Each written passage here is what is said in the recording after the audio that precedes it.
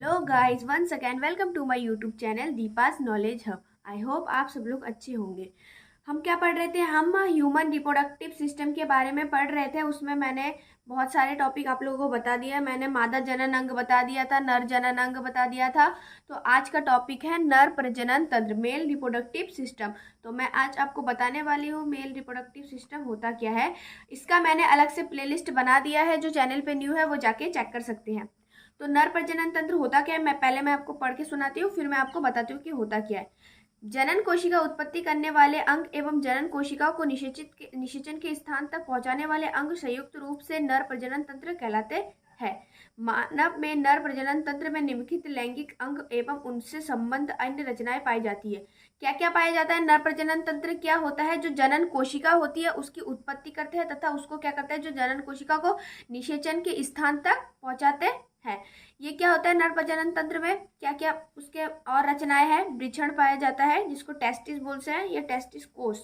उसके बाद अधिवृषण पाया जाता है, शुक्र वाहिका पाया जाता है, वासा डिफरेंसिया, शुक्राशय पाया जाता है जहाँ पे शुक्राणु का निर्माण होता है, मूत्र मार्ग पाया जाता है जहाँ से क्या होता है, मूत्र निष्कासित होता है, शुष्ण पाया जाता है जिसको पेनिस बोलते हैं, और उसके बाद पुरस्थ या प्रोस्टेट प्रोस्टेट ग्रंथि पाई जाती है। पुरुष या प्रोस्टेट ग्रंथियां क्या करती है? विभिन्न प्रकार के हार्मोन्स का स्राव करती है। तो चलिए इसको एक एक करके पढ़ लेते हैं। पहला है जनन अंग गोनोड।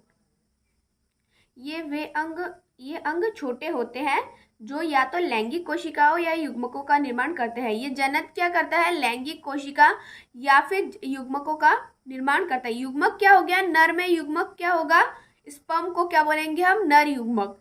साथ ही ये कुछ हार्मोन्स का स्राव करते हैं। साथ में क्या करते हैं? ये कुछ हार्मोन्स का स्राव करते हैं। ये अंग जनक कहलाते हैं। नर में जनक वृषण कहलाता है तथा नर जनन कोशिका शुक्राणु का निर्माण करने के लिए उत्तरदायी होता है।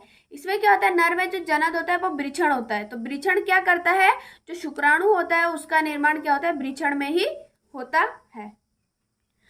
वृषण के दो भाग होते हैं, प्रथम जो शुक्राणु का निर्माण करता है तथा द्वितीय अंतःस्रावी ग्रंथियां के तौर पर टेस्टोस्टेरोन हार्मोन का स्राव करता है। जो वृषण होता है वो क्या होता है? दो पाया जाता है। ये क्या करता है? एक क्या करता है? शुक्राणु का निर्माण करता है, और एक क्या करता है? हमारा जो अंतःस्रावी ग्रंथि है वो टेस्टोस्टेरोन हार्मोन का स्राव करता है। ये देखिए, ये हमारा टेस्टिस हो गया। ये दो पाया जाएगा, एक ये है और एक ये है। तो ये दो टेस्टिस होता है। इसमें से क्या होता है? एक का काम होता है शुक्राणु का निर्माण करना तथा एक का काम होता है जो हार्मोन्स होता है टेस्टोस्टेरोन उसको रिलीज करना। इसके बाद है हमारा वृषण एवं वृषण कोष। इसमें शुक्राणुओं का निर्माण होता है तथा इससे पुरुष हार्मोन टेस्टोस्टेरोन का अंतःस्राव होता है। ये मैंने बताया कि इसमें क्या होता है?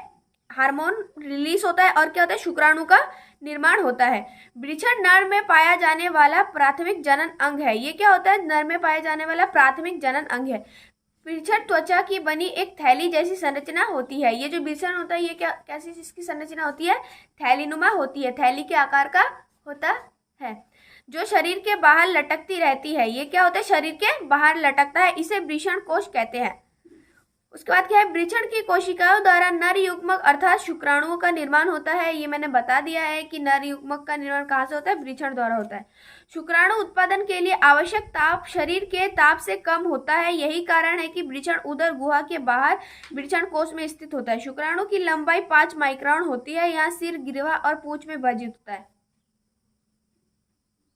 जो शुक्राणु होता है वो क्या होता है? 5 माइक्रोन का होता है, और ये क्या होता है? अति सूक्ष्म होता है। इसको हम नग्न आंखों से नहीं देख सकते, इसको माइक्रोस्कोप के मदद से भी देखेंगे तो इसमें रेडियो एक्टिव जो माइक्रोस्कोप होता है उससे देखना पड़ेगा। जो शुक्राणु होता है वो 3 पार्ट्स में डिवाइड होता है। पहले सिर होता है, फिर ग्रीवा होता है, पूंछ होता है। शुक्राणु में पूंछ इसलिए पाया जाता है कि वो अगर नर से मादा में जाएगा तो जाने के लिए, उसको तैरने के लिए, आगे बढ़ने के लिए उसमें क्या पाया जाता है? पूंछ पाया जाता है। उसके बाद है जो शुक्राणु, जो वृषण होता है वो बाहर क्यों होता है? जो वृषण होता है वो उदर गुहा से बाहर होता है। देखना, जो मेल हो गया, मेल के बॉडी से बाहर होता है, क्योंकि जो हमारा बॉडी टेम्परेचर है वो बहुत ज़्यादा है। तो उस टेम्परेचर में जो शुक्राणु होता है वो क्या होता है? नष्ट हो जाता है। इसलिए क्या होता है? वो वृषण कोष क्या होता है? उदर गुहा के बाहर स्थित होता है। बाहर का टेम्परेचर कम होने की वजह से शुक्राणु निर्माण आसानी से हो जाता है। ये जो शुक्राणु होता है वो ऐसे एक जो नर होता है उसके शरीर में 30 दिनों तक जिंदा रहता है, और जो महिला के शरीर में जब जाता है वो मादा के शरीर में जाने के बाद निषेचन करने के, अगर निषेचित हो गया तो उससे तो भ्रूण मर जाएगा, अगर निषेचित नहीं हुआ तो 3 दिन के बाद वो स्पर्म क्या होता है, मर जाता है। ठीक है, इसके बाद हम देखेंगे शुक्रवाहिका वासा डिफरेंसिया क्या होता है। यहाँ एक पतली नलिका होती है, यहाँ अधिवृषण एपिडर्मिस से शुक्राणु शुक्रवाहिका में पहुंचते हैं। ये शुक्राणु को आगे की ओर बढ़ने का काम कराती है। शुक्रवाहिका क्या होती है, वाहिका मतलब जहाँ से शुक्र मतलब शुक्राणु, उसके जाने का रास्ता। ये क्या करती है, अधिवृषण से क्या करती है, शुक्राणु को पहुंचाती है। ये देखिए आप, ये हो गया हमारा वासा डिफरेंसिया। तो ये क्या करता है, यहाँ से जो स्पर्म बना इसको यहाँ से भेजता है और ये क्या करता है, यहाँ पे जाता है। यहाँ पे जाने के बाद ये यहाँ से पेनिस के थ्रू बाहर निकलता है। तो ये जो हमारा वासा डिफरेंसिया हो गया, इसका काम क्या है, शुक्राणु का पथ का निर्माण करना। इसके बाद हो गया हमारा शुष्न या पेनिस। ये पेनिस होता है कि पेनिस पुरुषों का संभोग करने वाला अंग होता है। पेनिस के माध्यम से ही शुक्राणु मादा के प्रजनन तंत्र में पहुंचते हैं। ये जो पेनिस होता है ये क्या होता है, संभोग का अंग होता है, प्रजनन अंग होता है। इसके वजह से ही क्या होता है, जो स्पर्म होता है वो मादा के शरीर तक पहुंचता है। शुष्न शुक्र को शरीर से बाहर निकालकर मादा के योनि के भीतर तक पहुंचाया जाता है। शुष्न क्या होता है, जो मतलब स्पर्म होता है उसको शरीर से बाहर निकालता है, निकालने के बाद मादा के योनि के अंदर रख देता है। योनि क्या होता है, ये फीमेल में जो संभोग का एक पार्ट होता है। इसके बाद हम इसको चित्र की मदद से देखते हैं।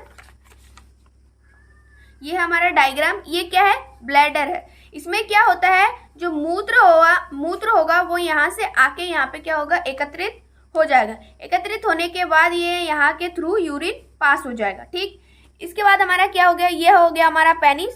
ये क्या करता है, हमारा संभोग का कार्य करता है। ये हो गया हमारा टेस्टिस। टेस्टिस क्या करता है, जो स्पर्म है उसको बनाता है, और एक टेस्टिस होता है। इस साइड को दो अधिवृषण होते हैं, उनमें से एक का काम है शुक्राणु का निर्माण करना तथा एक का काम है हार्मोन्स रिलीज करना। इसके बाद हो गया है हमारा एपिडर्मिस। ये क्या होती है, इसकी बाह्य त्वचा होती है जो कवर अप रहती है। इसके बाद हो गया यूरेथ्रा। यूरेथ्रा क्या होता है, मूत्र मार्ग। यहाँ के थ्रू यहाँ से क्या होगा, जो हमारा मूत्र है वो यहाँ से यूरिन पास होगा। इसके बाद पोस्टस ग्लैंड। ये पोस्टर ग्लैंड हो गया हमारा, ये सेमी व्हीकल्स यहाँ से आएंगे, ये यहाँ से स्पर्म को ले जाने का काम करेगा। हो गया ये सेमी परमानेंट। ये यूरेथ्रा यहाँ से आएगा यूरिन और आके यहाँ पे इकट्ठा हो जाएगा। ये था हमारा मेल रिप्रोडक्टिव सिस्टम का डायग्राम था, और मैंने आपको बता दिया है कि ये किस प्रकार से काम करता है। ये क्या होता है, ये मेल रिप्रोडक्टिव पार्ट था। इसके बाद हम फीमेल रिप्रोडक्टिव पार्ट के बारे में पढ़ेंगे। फिर हम पढ़ेंगे कि इन दोनों में फर्टिलाइजेशन कैसे होगा, इनका फिर मतलब जो जायगोट भ्रूण कैसे बनेगा, फिर बच्चों की विकास कैसे होगी। तो आज का टॉपिक, आई होप आज का टॉपिक आप लोग को अच्छा लगा होगा, समझ में आया होगा। अगर समझ में आया होगा तो लाइक शेयर कर देना और मेरे चैनल को सब्सक्राइब करना मत भूलना। थैंक यू सो मच, और इसके आगे वाले पार्ट्स के लिए मेरे चैनल पर बने रहिएगा। Thank you so much.